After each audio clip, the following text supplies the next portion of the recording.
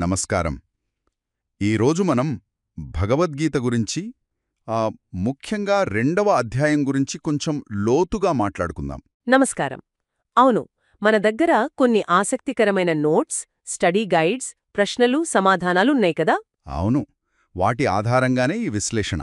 అంటే కురుక్షేత్రంలో అర్జునుడి పరిస్థితి దగ్గర మొదలుపెట్టి అసలు భగవాన్ అంటే ఎవరు, మరి ఆర్యన్ అనే మాటకు గీతలో అర్థమేంటి, ఇలాంటి కొన్ని ముఖ్యమైన విషయాలు చూద్దాం. తప్పకుండా.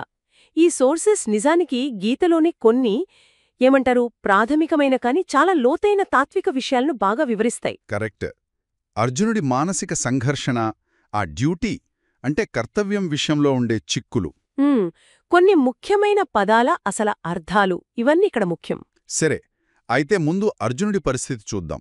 యుద్ధభూమిలో తనవాళ్లని అంటే కుటుంబ సభ్యులు, గురువులు వాళ్లను చూసి వాళ్లతో పోరాడాల్సొస్తుందని తెలిసి అవును, తీవ్రమైన దుఃఖంలో పడిపోతాడు. ఎంత బాధ అంటే ఈ బాధ పోవాలంటే స్వర్గాధిపత్యం కూడా సరిపోదు అంటాడు. మొదలవుతుంది. అతను క్షత్రియుడు అంటే యోధుడు. యుద్ధం చేయడం అతని డ్యూటీ, అతని ధర్మం. కాని అదే సమయంలో ధర్మశాస్త్రమేం చెప్తుంది? మా హింస్యాత్ సర్వభూతాని, ఏ ప్రాణిని హింసించకూడదు, ముఖ్యంగా గురువులు, బంధువులు లాంటివాళ్లని. అదొక పక్క. మరి ఇంకో పక్క అర్థశాస్త్రమేం చెప్తుందంటే వశిష్ఠ స్మృతి, మనుస్మృతి ప్రకారం 6 ఆతతాయినః అంటారు. అంటే నిరపరాధులపై దాడి చేసేవాళ్లు, ఇల్లు తగలబెట్టేవాళ్లు, ఇలాంటివాళ్లని. ఓ, ఆతతాయినః. వాళ్లని చంపడం తప్పుకాదు, దోషం లేదు అని చెప్తుంది. అంటే ఈ రెండిటి మధ్య ఒకటి కర్తవ్యం, ఇంకోటి అహింస, వీటి మధ్య నలిగిపోవటమన్నమాట. సరిగ్గా అదే అర్జునుడి ధర్మ సంకటం. ఇంత కన్ఫ్యూజన్లో ఉన్న అర్జునుడు అప్పుడు కృష్ణుడి వైపు చూస్తాడు, మార్గదర్శనం కోసం. ఇక్కడే కదా ఆయన్ని భగవానుని సంబోధిస్తారు. అసలు ఆ పదానికి అంత ప్రాముఖ్యకేంటి, ఏమర్థం? మంచి ప్రశ్న అడిగారు. భగవద్గీత అంటేనే భగవానుడి పాట. మూలాల ప్రకారం చూస్తే భగవాన్ అంటే సంపూర్ణ సత్యం, అబ్సల్యూట్ ట్రూత్ అన్నమాట. సంపూర్ణ సత్యం. అవును. పరాశరముని చాలా ప్రసిద్ధమైన నిర్వచనమిచ్చారు. సంపద, బలం, కీర్తి, సౌందర్యం, జ్ఞానం ఇంకా వైరాగ్యం, ఈ 6 ఐశ్వర్యాలుంటాయి కదా, వీటిని షడైశ్వర్యాలు అంటారు. షడ్ ఐశ్వర్యాలు. ఇవి ఎవరిలో అయితే సంపూర్ణంగా, అంటే ఏ లోటు లేకుండా ఉంటాయో ఆయనే భగవాన్. విష్ణుపురాణంలో దీని ప్రస్తావన ఉంది. అంటే పరిపూర్ణుడనమాట. అంతే. జీవగోస్వామి ఇంకోలా చెప్తారు. భగవంతుడు తన అంతులేని మంచి గుణాలతో, తన ఆకర్షణతో మన ప్రేమను, మన భక్తిని సహజంగా ఆకర్షిస్తాడు అని. ఓకే. వేద ఋషులు కూడా శ్రీకృష్ణుడే ఈ లక్షణాలన్నీ పూర్తిగా ఉన్నవాడని, ఆయనే అన్నిటికీ మూలం, సర్వకారణకారణం అని నిర్ధారించారు.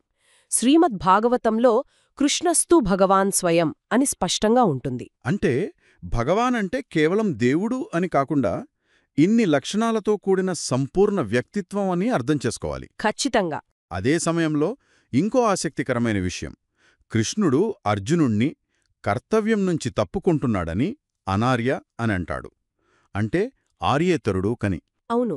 మనం మామూలుగా ఆర్యన్ అంటే ఏదో జాతి అనుకుంటాం కదా, ఇక్కడ కృష్ణుడు వాడిందానికి మనం అనుకునేదానికి సంబంధం లేనట్టుందే. అవును, అవును. ఇది చాలా చాలా ముఖ్యమైన పాయింటు. చాలామంది పొరబడే విషయమిది. ఈ మూలాల ప్రకారం వేదాల్లో చెప్పిన ఆర్యన్ అనే మాటకు జాతితో సంబంధం లేదు. మరి దేనితో సంబంధం ఉంది? అది పూర్తిగా నడవడికకు, జీవన విధానానికి సంబంధించింది. ఎవరు వేదసూత్రాల ప్రకారం వాళ్ల ధర్మాన్ని అంటే స్వధర్మాన్ని బాధ్యతగా నిర్వర్తిస్తారో వాళ్లే ఆర్యన్లు. ఓ, అంటే కర్తవ్య పాలన చేసేవారు ఆర్యన్లన్నమాట. అంతే. ఉన్నతమైన లక్ష్యాల కోసం జీవించేవారు, మంచి ప్రవర్తన కలిగినవారు ఆర్యన్లు. కర్తవ్యాన్ని వదిలేయడం, తప్పుదారిలో వెళ్లడం, అదే అనార్య లక్షణం. ఈ తేడా తెలిస్తే గీత ఇంకా బాగా అర్థమవుతుంది. ఈ నిర్వచనం నిజంగా చాలా ఆసక్తికరంగా ఉంది. జాతి కాదు ప్రవర్తన ముఖ్యమనడం ఆలోచింపజేస్తుంది. నిజమే. అసలు ఈ విషయాలన్నీ అంటే అర్జునుడి సంకటం కానివ్వండి, భగవాన్తత్వం, ఆర్య నిర్వచనం, ఇవన్నీ సరిగ్గా అర్థం కావాలంటే కృష్ణుడు చెప్పే అసలు సూత్రం తెలియాలి. అదేంటి? అదేమిటంటే మనం ఈ కనిపించే శరీరం కాదు, మనం శాశ్వతమైన ఆత్మలం, జీవాత్మ. ఆత్మ. అర్జునుడి దుఃఖానికి, భయానికి అసలు కారణం కూడా ఇదే. బంధువులు, గురువులు అనే ఈ తాత్కాలిక శరీర సంబంధాలను చూసి తను వాళ్ళు అందరూ శాశ్వతమైన ఆత్మలమని నిజాన్ని మరిచిపోయాడు. అంటే ఆత్మజ్ఞానం లోపించడం వల్ల వచ్చిన సమస్య ఇదంతా. అవును, ఈ ఆత్మజ్ఞానమే వేదజ్ఞానానికి అంతటికీ కీలకం అని ఈ మూలాలు స్పష్టంగా చెప్తున్నాయి. ఓకే.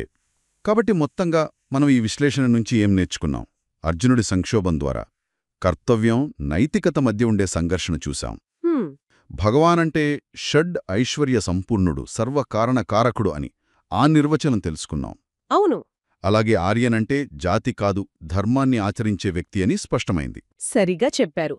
అంతిమంగా చూస్తే ఈ అంశాలన్నీ కూడా ఆత్మ యొక్క శాశ్వత స్వభావం, ఇంకా ఆత్మకి పరమాత్మైన భగవంతునితో ఉన్న సంబంధం, ఈ ప్రాథమిక వేదాంత సూత్రం వైపే నడిపిస్తాయి. ముగించే ముందు ఒక్క విషయం ఆలోచిద్దాం. మనం ఈ శరీరం కాదు, శాశ్వతమైన ఆత్మలం అనే జ్ఞానం ఉంది గదా, హ్మ్, దీనికి మనం రోజూ చేసే పనులు మన పాత్రలు. అంటే ఉద్యోగిగా, తల్లిగా, తండ్రిగా, స్నేహితుడిగా ఇలాంటి తాత్కాలిక పాత్రలకు మధ్య ఉన్న తేడాను నిజంగా లోతుగా అర్థం చేసుకోగలిగితే ఆ, అది మన జీవితంలో ఎదురయ్యే కష్టాలను, సమస్యలను, సంఘర్షణలను ఎదుర్కొనే మన పద్ధతిని ఎలా మార్చగలదు? దీని గురించి ఆలోచించాలి. అవును, అది చాలా ముఖ్యమైన ప్రశ్న, ఆలోచించాల్సిన విషయం.